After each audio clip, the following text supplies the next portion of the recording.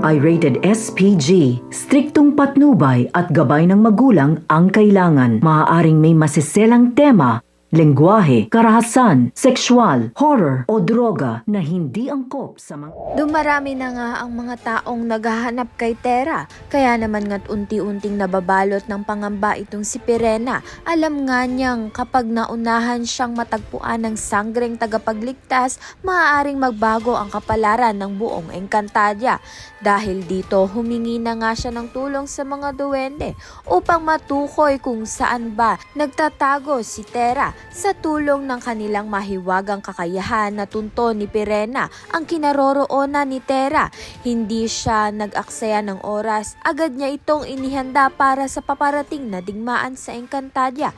Isang labang hindi basta-basta, isang labang magtatakda ng kapalaran ng buong mundo.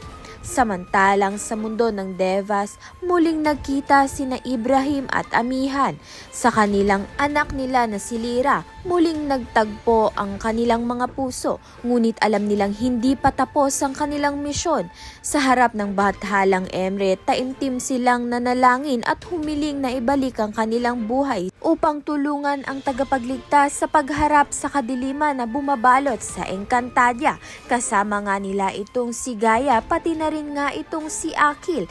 Dahil hindi pa nga nagtatapos ang kanilang laban, magsisimula na nga talaga ang digmaan sa Encantadia. Kaya naman nga't yan at iba pa ang dapat nating pakaabangan. Maraming salamat sa iyong panonood.